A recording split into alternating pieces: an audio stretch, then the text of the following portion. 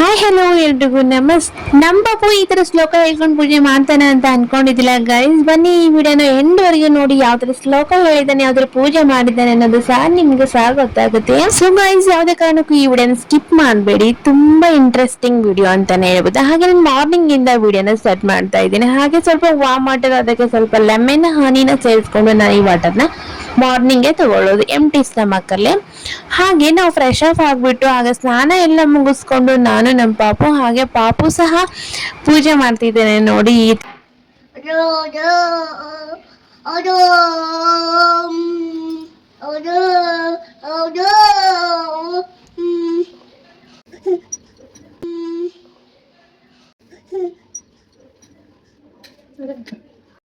So guys, ನಮ್ಮ ಪಾಪು ಯಾವ ಶ್ಲೋಕ ಹೇಳಿದ ಅಂತ ನಿಮ್ಗೇನಾದ್ರೂ ಗೊತ್ತಿದ್ರೆ ಕಮೆಂಟ್ ಬಾಕ್ಸ್ ಅಲ್ಲಿ ಕಮೆಂಟ್ ಮಾಡಿ.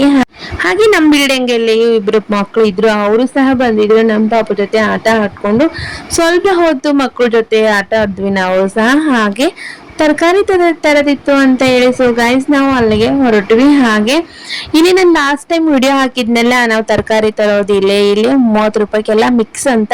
ಸೊ ಗೈಸ್, ಅಲ್ಲೇ ನಾವು ಪ್ರತಿ ಸರಿ ಅಲ್ಲೇ ತರಕಾರಿ ತರೋದು. ಅಲ್ಲಿ ತರಕಾರಿ ತಗೊಂಡು ಆನಂತರ ಬರುವಾಗ ಏನಾಯ್ತು, ಅಲ್ಲಿ ಈ ತರ ಚಿಕ್ಕ ಮಕ್ಕಳು ಆಟ ಸಾಮಾನೆಲ್ಲ ಇಟ್ಕೊಂಡು ಕೂತ್ಕೊಂಡಿದ್ರು. ನಮ್ಮ ಪಾಪ ಅದನ್ನ ನೋಡಿದ ತಕ್ಷಣ ಏನ್ ಮಾಡಿದೆ ಗೈಸ್, ನಾನು ಬೇಕು ಅಮ್ಮ ಬೇಕು ಅಂತ ಅಲ್ಲೇ ಹಳಕ್ ಸ್ಟಾರ್ಟ್ ಮಾಡಿದೆ. ಇನ್ನೇನ್ ಮಾಡಕ್ಕಾಗತ್ತೆ, ಮಕ್ಕಳು ಕೇಳಿದ್ಮೇಲೆ ಕೊಡಿಸ್ತೇ ಬೇಕಲ್ಲ ಗೈಸ್.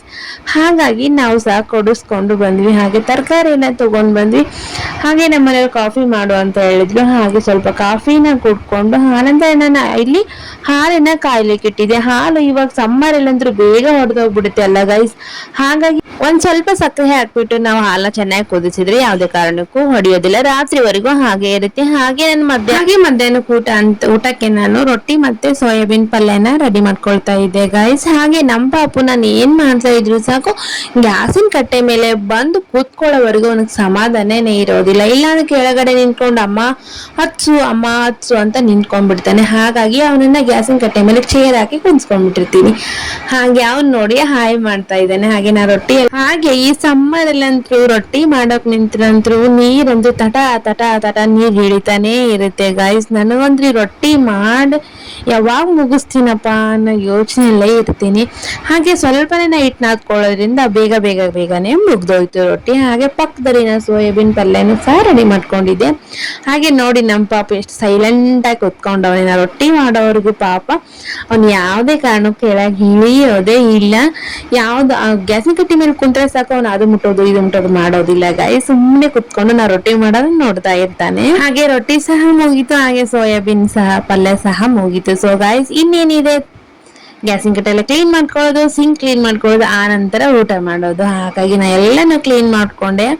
ಹಾಗೆ ನೋಡ್ತಾ ಇದ್ದೀರಲ್ಲ, ಈ ಹೆಣ್ಮಕ್ಳು ಇದೊಂದು ದೊಡ್ಡ ಟೆನ್ಷನ್ ಅಂತಾನೆ ಹೇಳ್ಬೋದು, ಸಿಂಕ್ ಕ್ಲೀನ್ ಮಾಡೋದು, ಗ್ಯಾಸಿನ ಕಟ್ಟೆ ಕ್ಲೀನ್ ಮಾಡೋದು.